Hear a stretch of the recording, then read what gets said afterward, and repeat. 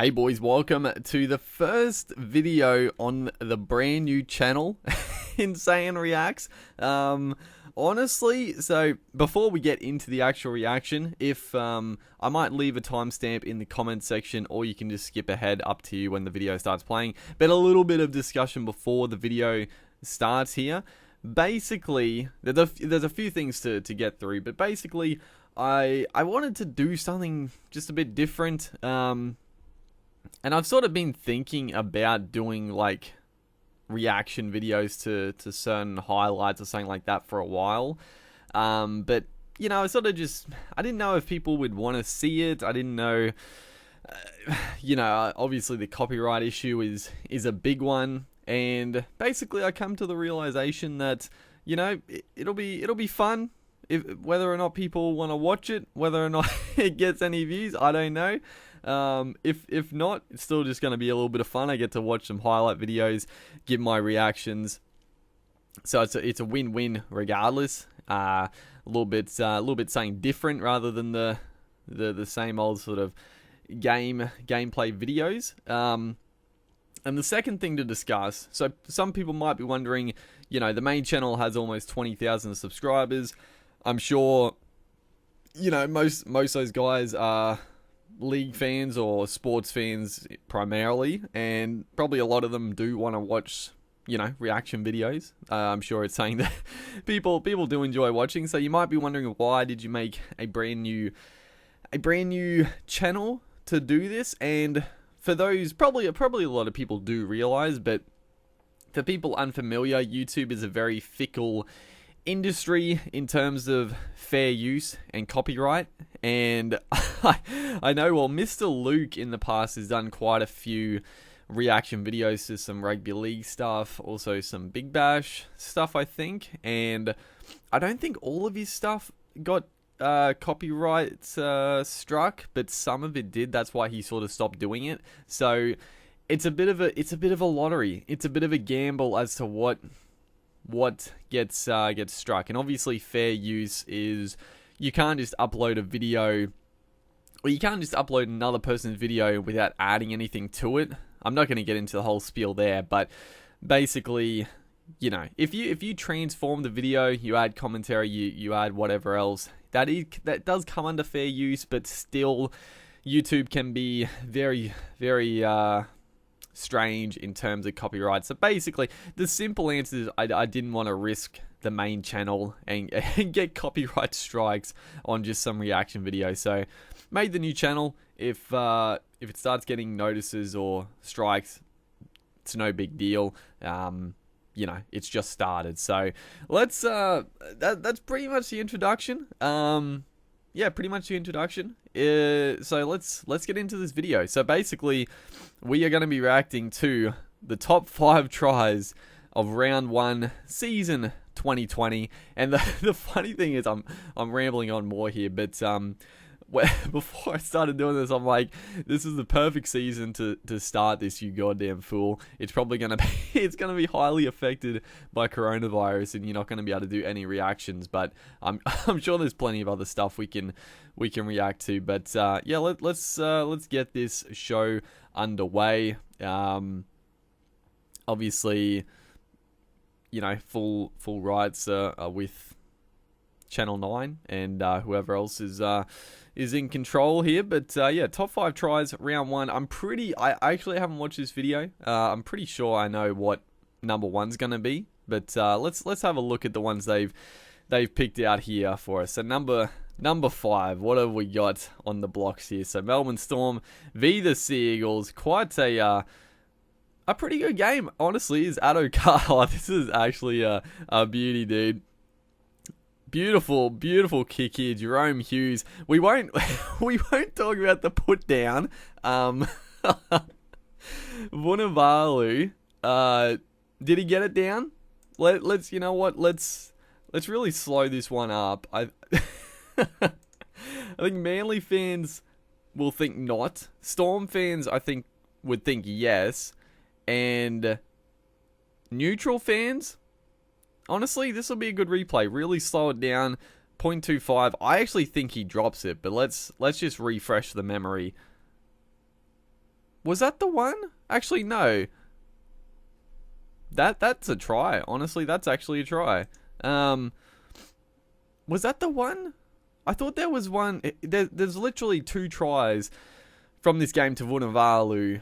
Like, beautiful kicks from Hughes. Like, back to back. Like, in the space of 2 minutes. Was that the one? I'm sure maybe that... Surely he didn't do it twice. But this one looks actually very clean. Well, not very clean. It's a little bit fumbled. Yeah, I think that is the one that looked very sus. But honestly, slowing it down like that, I'd say it's a try. Honestly, that's a try. But let's go back here for a second, because the great lead-up play, Addo Carr. Honestly, the midfield bombs are very, very dangerous, because if they land in no man's land, like this one lands like 30 meters out, obviously the Manly Seagulls don't want to try to catch it because it's not a direct danger to the try line. So generally the defense is going to let it bounce, but letting a ball bounce in rugby league, this is what can happen. Addo Carr, I mean, he does exceptional work there. The one touch there, and then also the desperation. Tommy Trbojevic, maybe. I mean, Tommy went in hard as well. A little bit unlucky. It goes off the chest into Tui Kamikamica, and he sums it up well. Jerome Hughes, absolute gun dude. I can't believe a little bit, and this is what... If people just want to watch the videos, obviously the link will be in the description so you can watch it, but, it's a reaction channel that I'm actually going to react and talk about stuff. So if you don't like that, I guess I'm sure you can find plenty of other people that just watch the video, dude. But Jerome Hughes, very underrated. I can't believe they were thinking that he wouldn't be the number 7 for the Storm. He's an absolute gun, dude. Just pinpoint kick in wet conditions as well, mind you. Like, that's a tough kick in wet weather footy, and he backed it up like 2 minutes later with a beauty. So great try from the Storm, starting things off with a bang here. And Vunivalu, it on fast replay, it looks very sus, but honestly, slowing it down, I think it's a try. So number 4, what have we got on the agenda here? Who's it going to be? Newcastle v the Warriors. Honestly, Newcastle look very good. Kurt Mann here on the outside of Harris. Beautifully, he gets Adam Blair trying to come in the back there. Gets the pass to Pearce. Look at the big fella there. Kalen Ponga looming up like he does. That's a clinical try. And it's great work from Ponga and Pearce, but the man there, Kurt Mann, pardon the pun. But it's great work. And honestly, again, I want to talk about the Knights here for a second. I'm actually very happy that Kurt Mann has got the number 6 jersey. I actually, again, I think Kurt Mann is pretty underrated, and he sort of suffers from the curse of utility factor, because he can play in like so many different positions that he isn't sort of locked into one. But I think having him as 5'8" is pretty good for the team. I actually really like the Knights spine with Pearce, Kurt Mann, Kalen Ponga, and then Connor Watson coming off the bench as that X factor. And also Jaden Brayley is a very good signing. But that's got so much spark. Obviously, I think, Mason Lino can also do a very good job. And he's probably... I mean, Mason Lino is a better halves player than Kurt Mann, I would say. But the thing is, they've already got Mitchell Pearce, so you don't need another guy to take control. You need someone like a Kurt Mann or a Connor Watson would do the job as well. But I really like Connor Watson on the bench as that 14 to come on and just terrorize the middle. It's really, really well balanced spine, and we see again here. It's great work. The Knights were very impressive. The Warriors, not so much, but he's deceptively strong. Kurt Mann getting away from Harris, and then cops a decent shot from Adam Blair, but Adam Blair he can fall off a tackle for sure, and then great kick again in wet weather footy. So very silky play there from the Knights, looking good, looking very good. Again, it's against the Warriors. They weren't very good themselves, but it's a good sign for the Knights early in the season. So that's number 4. Honestly, these top 5 some decent tries over the weekend. It was gonna pause it for a second, but it was a sloppy weekend of footy for sure. There were some stinkers, but there were some good tries scored. Not too bad. Number 3 here, the Sharkies taking on the Rabbitohs. Shaun Johnson looked in great form. Will Kennedy actually surprised in this man, Sione Katoa. What a try in the corner. He is a finisher. That is for sure. Sione Katoa. Look at that, dude. That's one of the best. Honestly, that's up there with the best of them. It was great. William Kennedy, honestly, when I knew Kennedy was playing fullback for the Sharks, I really didn't expect much from him because in previous games last year, he didn't look very good, but he actually looked pretty solid. And Shaun Johnson was copping a lot of, well, not flack, but there were a lot of discussions about is he going to be fit for the season. But Shaun Johnson was outstanding, honestly. Looked very, very good. The Sharks, I think they're in for a tough season, in all honesty. I don't know. I just don't see the Sharks doing that well. But a few of their players that were under pressure looked pretty good for sure. And yeah, it's great work there. William Kennedy, great play. And what a finish, dude. That's a great finish. It wasn't going to be long until we saw a freakish corner try. Just the leap. He leaps from like 4 or 5 meters out. Just the pinpoint accuracy of the put downs, absolutely ridiculous. Just yeah. How far does he leap out here? 10-meter line there. Probably like 3 meters out, but got some hang time. That's for damn sure. So number 3, that was number 3. Number 2. If it's not the one, okay. So I know the number 1, but Panthers, the miraculous victory, beautiful ball from Naden onto Mansour, showing some absolute speed, and Stephen Crichton, the hands there. That one, they do say that was like a perfect bounce for him, but dude, that was not an easy grab. The ball bounces nicely, but it bounces back hard into him. Literally on the field for a minute, and he just takes it cleanly. Big pressure. Stephen Crichton is an absolute gun in the making. Well, I'm not surprised he didn't get in the team because the Panthers, I mean, obviously Brian Toto is a gun, and then Mansour looked pretty good, so it looks like Mansour is back to his potential best. But yeah, Stephen Crichton, he's one for the future, but yeah, again, I mean, you look at the lead-up play here, and it's always centered around the big fella, Viliami Kikau. It looked bad. I thought Kikau was absolutely gone, but thankfully it was just sort of a jarring injury to the shoulder. But yeah, you can see Joey Manu here. He's a strong one-on-one defender, Joey Manu, but he is susceptible to some bad reads in defense, because I mean, there's literally no reason for him to come in there. But I guess the reason for it is the Viliami. Like, Kikau he takes so much to stop him that it brings the guys in.